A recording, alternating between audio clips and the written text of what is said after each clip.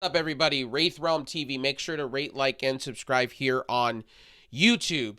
If you're on my other video platforms, make sure to be doing the same things on Rumble, BitChute, Odyssey, Daily Motion, etc. If you're on my Facebook or other social media platforms that this video is going to be uploaded on, make sure to be liking and following and sharing out the content. Now, we got to talk about WrestleDream 2025 because I felt AEW did way too much to try to separate themselves from their counterparts over at WWE or other promotions out there. I felt AEW tried too hard. They are trying too hard with their pay-per-views, and they're going on way too long for my taste. I get that they need to have pre-show matches. I get they need to have this. They need to have that. They need to do this. But they need to have more important matches to me and make them mean something and have good builds going into the pay-per-view. Personally, I felt with this pay-per-view that it was lackluster going in, and then when they started the pay-per-view, I felt there was way too much going on. Way too many matches, way too many hours. You eventually get exhausted because there's so many matches. You sit there and you might as well take a bathroom break 3 hours in because they're going to go 4 or 5. So you know what I mean? Halfway into this pay-per-view, I'm having to walk around because I'm kind of like, I don't know, getting bored or exhausted. One of the two. And I used to do this when Vince McMahon used to do pay-per-views where they would just go on so long and it was so drawn out. And then we get to the end where you're supposed to be hyped and then you're so exhausted.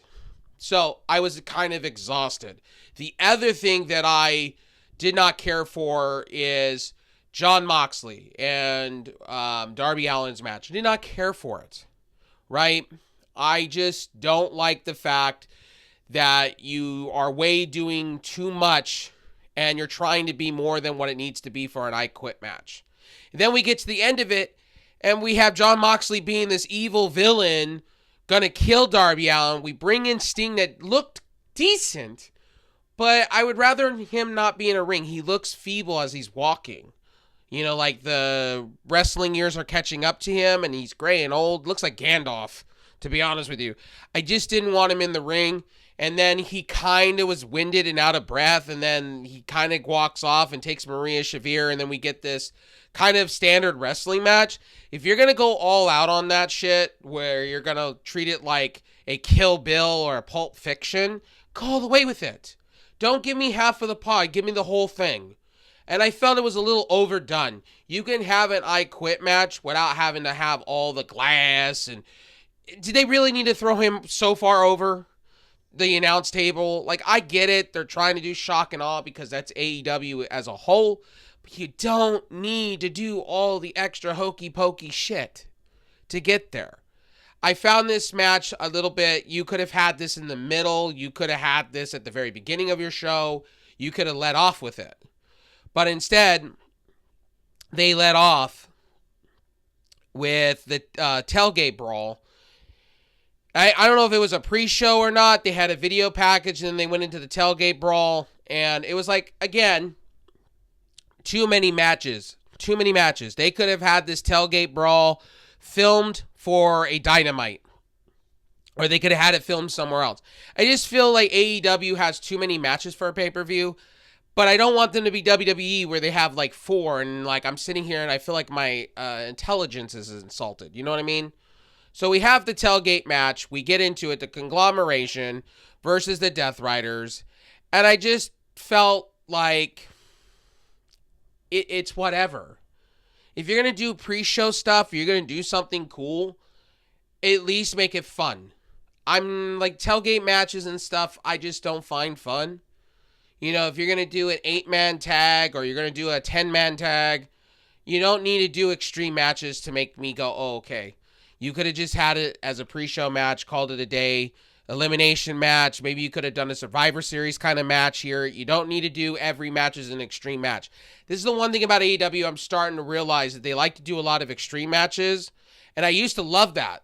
Now it's getting repetitive. Like, I don't need the Death Riders to be this, that, and the third. You know what I mean? You could have just saved this for Collision and then brought it into a... You know, that's why I don't understand why they just don't do a live Collision earlier in the day and then go off and do something else on the side. You know what I mean? They don't need to do, like, they could have, like, the Collision be like Sunday Night Heat, and then they can lead it into the pay-per-view. I just don't understand that. They could have a pre-taped, or they could do something, and they could have this tailgate and the show leading into the pay-per-view. Kind of like how Sunday Night Heat back in the day was for WWE or WWF back in the day. So to me, then we have Eddie Kingston and Hook here versus the Flat House. I get we got to have Hook and Eddie Kingston look like $1 million, but could we put them with maybe FTR? Maybe we could do them with somebody else. I feel the Frat House is a B-rated type tag team for Ring of Honor up and coming. Maybe you do the Outrunners here. Maybe you do something here. You know, to me, I get Hook submitted, and I get it. You know, Hook's doing the red rum.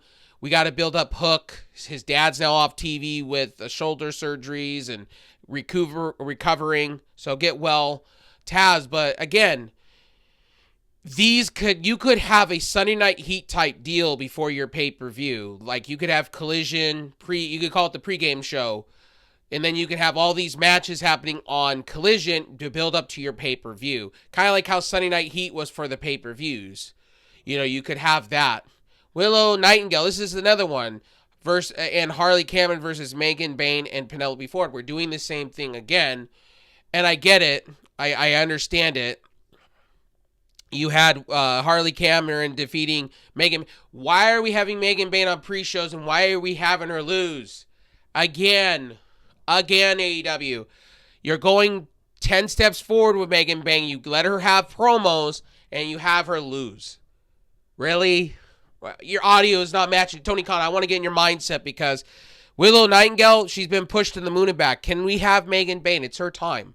Megan Bayne should go against Mercedes Moné at this point and squash the shit out of her and be done with it. That was another thing tonight I didn't understand. Why did you have Marina Shirakawa come out just to lose? I get you need to have her have 11 belts and you're doing everything to make her like Ultimate Dragon, but she's not Ultimate Dragon and her matches are not good. Mercedes Moné's matches are not good. They are getting worse and worse and worse. This one was a little bit better. But again, I would rather see her lose and lose a belt. She can gain it back and become 11-time champion here. She didn't need to beat Marina Shirakawa. And what are we doing with Marina Shirakawa? Like, I don't get that. And, you know, like, maybe we could put up a different title. Maybe we could do a different thing. But you have her win the Ring of Honor championship here. And a television title, which makes no sense because Red Velvet, when she like, I don't get this whole... We gotta have interim title holders, and then when the regular title holder comes in, we're gonna have champion versus champion here. Why? What's the point? If Red Velvet is out 30 days or more, then she should forfeit the title and regain it back later at a later date and time, like WWE does. This is the one thing about AEW I don't understand here. But again, Willow Nightingale and Harley Cameron. I get Harley Cameron's on the up and up. She's a mid-carder right now. I would say she's the better Maxine Dupree, basically. And she's getting better over time. And I'm liking her character. Willow Nightingale, what are they doing with her? She should be feuding. What they should relaunch is Willow Nightingale being a heel and having her and Statlander go at each other. I'd be cool with that. They could do an I Quit match, Falls Count Anywhere, cage match. They could do a lot of things with that feud. You know, now you're going to have Statlander and Moné to what? Statlander just to lose to Moné? Are they going to put a TBS title on the line so they can have both titles? What are they doing going forward? Because right now, Chris Statlander won tonight. Yes, that's great. That's high and dandy and all. That's fucking fantastic. But what do you do after the fact? Like, this is the booking decisions Tony Khan's making. I get it. But Moné, what are we going to have Moné swallow up all the titles in AEW? Because her matches have not been good. You got to start taking belts off of her. Like, for real. You got to start taking belts off of her. Because it ain't working for me. I like Sasha Banks, Moné, whatever you want to call her. But it's just, to me, it's coming off the same. And Moné keeps doing the same thing. The difference between her in AEW and WWE didn't show her flaws. Now, in AEW, she's got a lot of flaws. And this match was good. Monet put out what she can give, right? She does a good job when she wants to. When she puts on a shitty match, you got a Britt Baker and Monet situation. This is where Britt Baker should come back. I kind of want Britt Baker to come back because it would make your division interesting.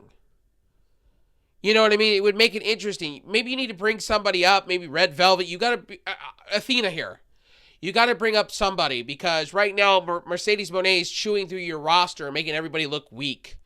You just had Toni Storm. Why don't you have Toni Storm? And I get why they're setting up Marina Shirakawa and Toni Storm. They're going to set this up for a women's tag team run.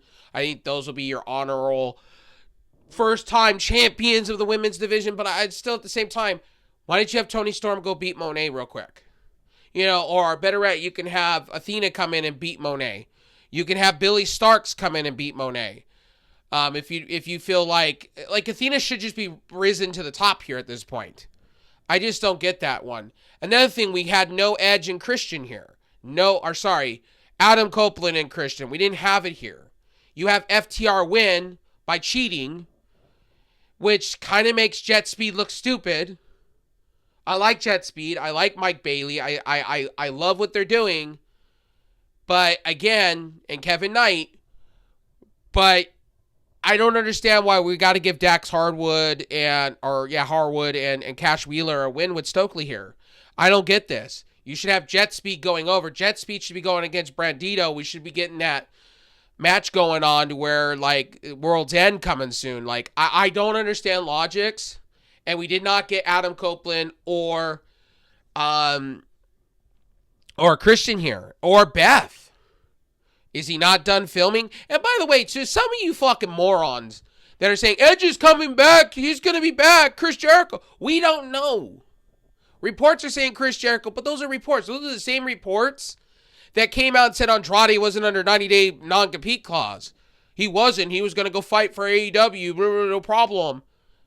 Look at what's happening. And I got a video coming up. I'm going to have a late video on that one because I have a mouth and an opinion. I recorded that, but I got sick and all that stuff. I've been busy with the game of life, but, you know, I digress. Again, these are pre-show matches. You know, pre-show, like, AEW's got to do better on how many matches they put out there and how many hours. Because the brain, I was checking out halfway in because it was kind of slow. And this is where I criticize WWE under the Vince McMahon regime. How many hours do you want to go? You know, if you're going to go 8 hours, then you might as well split it into 2 nights. Have Saturday night and then Sunday. New Japan does this at time to time with their pay-per-views where they split it up into 2 nights, which I'm fine with. And it means you can make more money. That's fine. Again, it's Tankla versus Jamie Hayter. I mean, again, we're building up Jamie Hayter. Good thing to do. It let off the show. Everyone was banned because of what went on during the tailgate and this, that, and the third after the fact. Okay, cool. Right. I'm cool with, I'm literally okay with Jamie Hayter and Tankla. I'm cool with it. The match was fantastic. They did their finishers. They did a lot of different things. It was a fun little match. I still think Tankla should have went over Jamie Hayter, but I get why they did Jamie Hayter because Jamie Hayter, they need to pull the trigger with her. She needs to be your next women's champion. She's been on the up and come, but minus she's been getting hurt a lot. So the downside with her, she's injury prone. She's basically Adam Page, where Adam Page last year was just nonstop getting hurt and was unhealthy and did these different stuff. Sorry, I'm still getting over allergies and stuff, so I apologize for that snorting there. Anyway, let's get into Jamie Hayter here. Look, Jamie Hayter's great shit. Tankla is on the up and up. I think if they want to, they could put Tankla over on Ring of Honor and have her win the women's title off of Athena if they wanted to pass the torch. Athena needs to be up on this main roster. It's missing something. Like, you have Statlander, yeah, you have Toni Storm, but you need that third pillar. And I think Tankla, not really there. Jamie Hayter, not really there. If you bring Athena in, I think with Billy Starks, I think it would be an amazing thing. This match had pretty much everything that I wanted it to have. But at the end of the day, like, I'm just going to keep it real with you guys. I'm just not a fan of, you know, when they have injuries, they play on it. And it's like, if Jamie Hayter's healthy enough, why don't we just have a straight up match? Yes, I appreciate what they were doing. They were doing storytelling. They were playing off of it. But again, Tankla should have won. Tankla, you brought her in. You signed her for a shit ton of money. Why don't you have her win? That's my thing here. Why did you have her win here? Jurassic Express for the $500,000 bag. Nick and Mac Jackson lose here. It was expected. You don't have Jungle Boy, Jack Perry back with Luchasaurus, and you have them lose. I thought maybe they would go for the swing here, and they would have the Young Bucks win. It's a typical Young Bucks match. If you've seen one Young Bucks match, you've seen them all. Jungle Boy, Jack Perry, pretty much, I'm happy to see him back as Jungle Boy, not this other Jack Perry, the scapegoat shit that didn't work. I didn't care for it. Some people did. I didn't. I'm glad to see Jack Perry back as a face. I think that's where he's better off, with Luchasaurus being either a manager or winning a tag team belt with Jack Perry. I think Jungle Boy Jack Perry, if you build him up right, he could be TNT champion again. He could definitely be, if you add somebody else to that staple of the Jurassic Express, you could probably have a trios run. You could do many different things. So that's just my personal opinion when it comes to Jurassic Express. Like, if you book Jack Perry properly, he could be a good champion. Luchasaurus is good shit. But at the end of the day, the Young Bucks, look, you have them lose, and now you're having them. So it's kind of and I'm kind of happy they separated themselves from the Don Callis family. Maybe they rejoin Kenny Omega here. They need to, because the Don Callis family has too many people. Outside of losing Andrade, they had too many people to begin with. They need to start building up Lance Archer. They need to start building up, especially Josh Alexander. You know, to me, what are we doing after the fact? You know, you have them come out. Josh Alexander looked stupid when he was winning TNA championships. Like, you signed Josh Alexander for a shit ton of money. This guy, you need to start pulling the trigger. Have him go against Okada. You need to have that dissension already. And you saw that tonight with Takeshita. You saw that really big.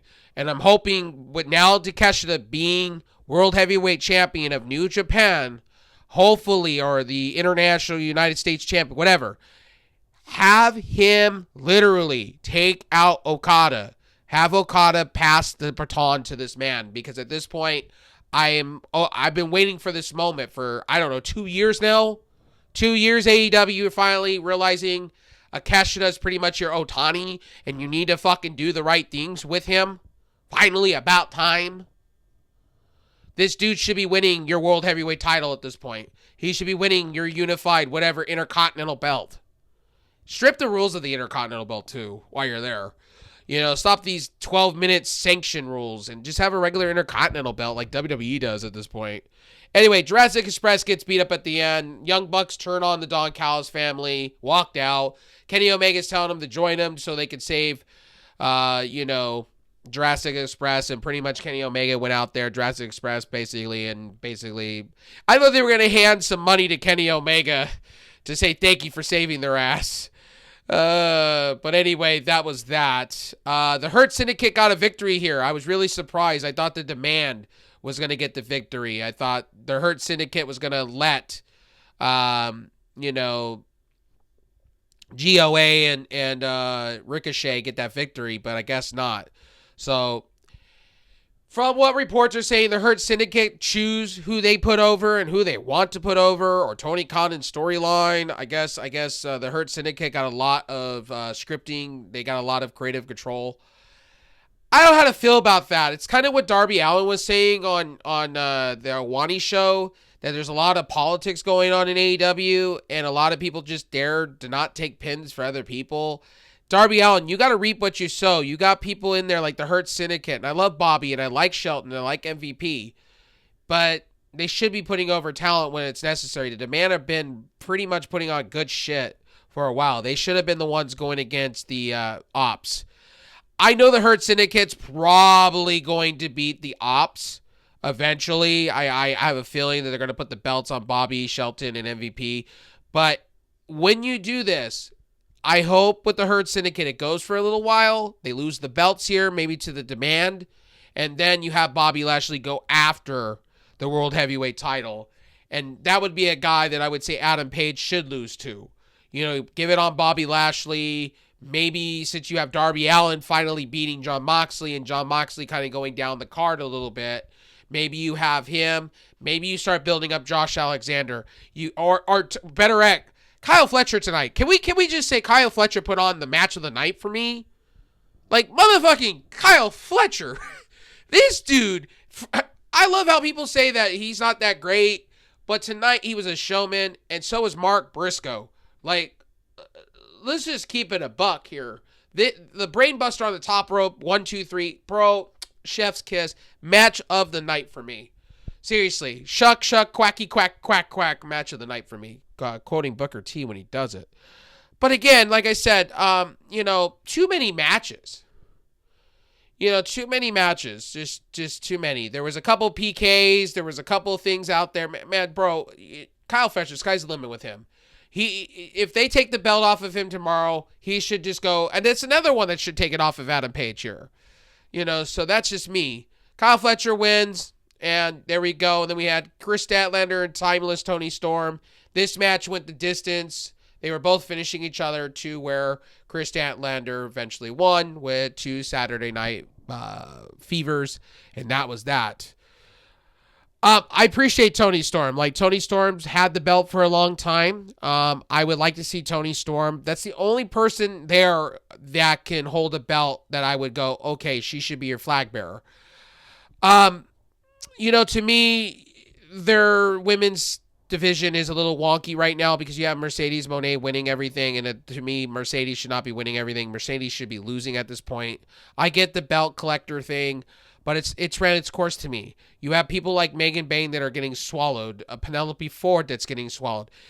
To me, they should have that TBS championship, and I get they're treating it as a heavyweight undisputed title situation like WWE. One's on one side and others on another. Maybe you add a mid-card title somewhere, maybe like their own version of the Intercontinental or Atlantic belt, because they got to do something, because AEW has literally swallowed up their titles into this Monet vortex. And it's just, I don't know what to do. I don't know what they could do to make it better, because people are tuning out on Monet. Like, people are literally booing and telling her, like, you can hear it on the broadcast, take the belts off of her. This is ridiculous. To me, it's about time they take the belts off of her. I mean, they got to do something here. Monet's ran its course. I get that Tony Khan loves her to pieces and wants to do everything for her. Tony Khan, do the right thing for the fans. Just take the belt off of her. I like her, but to me, she doesn't need to be on TV every week with belts. She doesn't need to be every week not defending the belts. So to me, with AEW, they got to do something better with this situation with the women's division. I don't know if they need to introduce another belt, because they're already introducing tag team belts. They don't have enough roster for that, or another belt. But they got to take the belts off of Monet at this point. So there you go. That's how I feel. So then we get a call your own shot or open challenge. Like, I felt this was weird. I felt this was just added at the last second. And once again, we have a typical Monet match. Monet did better this time around, but Marina Shirakawa loses her championship belt. And why? I have no idea why. I find it to be really ridiculous what they did here. Mina should have won. And then you have Monet winning, and I with a cheating move and a poke of the eye, and then finally refs turned around and she literally puts the... I just don't get it. We don't need Monet winning every single time, and we don't need Monet winning every single belt. I get they're building her up like Jade Cargill was, and I get they want to strap the winning streak of or time holding the belt away from Jade Cargill, because Jade Cargill has said a lot of bad things about AEW and her time there. But my thing is like, how much more do you run Monet? You're kind of running the Monet experience into the ground, and all these wrestling promotions are just bowing down to her. I like Monet. I liked her as Sasha Banks, but there's a lot of flaws with Mercedes Moné right now, and her stock value has gone down too while she's been in AEW. I don't think she'll be back in WWE, and if she is, she'll probably take less money, because at the end of the day, her matches have been 50-50. Sometimes they're good, sometimes they're really bad. This match was really good, But there's a lot of bad with good when it comes to Monet. And Marina Shirakawa, pull the trigger with her at this point. She's too good. She's playing the audience. She could be a main card player in your division. You signed her for a shit ton of money. She wants to be, with you guys. Put a belt around her. Instead of interim or this interim or that interim, put something on her that's worth a damn.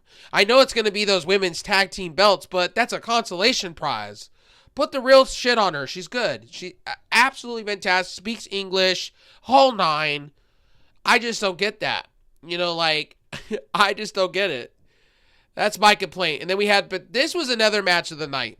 Bandito, the world heavyweight tag team champions here. Sorry, the tag team champions. Man, the ascension they're playing with Akeshita and, Okada has been fantastic. It's going to be who's going to pass the baton to who, and that's just the way it's going to be. I think it's time for Okada to go down a couple pegs because, Akeshita is good shit. And if you don't build this man up properly, he may walk into your competitor. And I feel sad for him if he does, but at the end of the day, you got to treat him better than you do. Bandito and Brody King, they're going to hold the belts here. They did win. They did their finisher moves, and that was that. But then you can see the dissension with the Don Callis family. They're building for a feud between these two, and I'm telling you, it's going to be legendary when it happens. And it's about time. It's about time that Akeshita gets his due.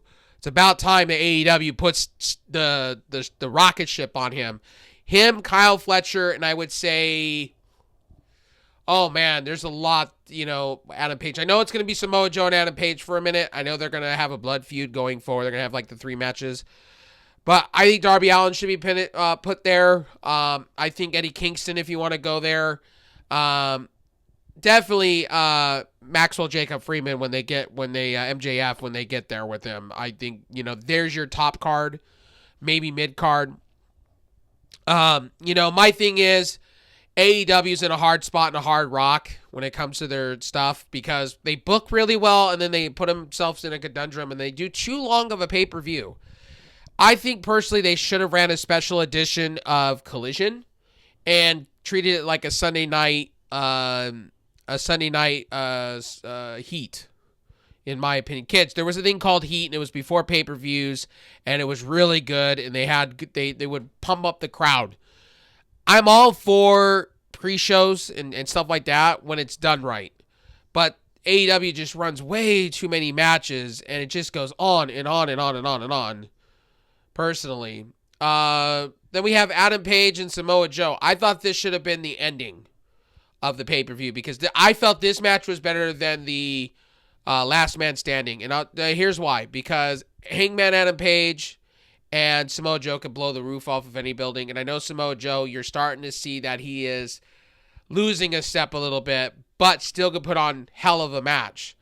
Samoa Joe said he is running to the end of his contract. I don't know when his contract is ending, but you should put the belt on this guy, treat him like $100 or $1 million, and send him to the moon, have him have one last run with something, and call it a day. Just don't give him the triple, the 6-man tag, or the trios belts. Just call it a day, you know what I mean? Let him have another run with the heavyweight belt, TNT belt, or something. Make him king of television, whatever. Before it's all said and done. And I was reading an article that they said they were going to have him in the first ever AEW Hall of Fame if they decide to do that. I think AEW should have a Hall of Fame, and I think personally you should have Sting there and you should have Samoa Joe there. Maybe Jeff Jarrett if you want to go that far.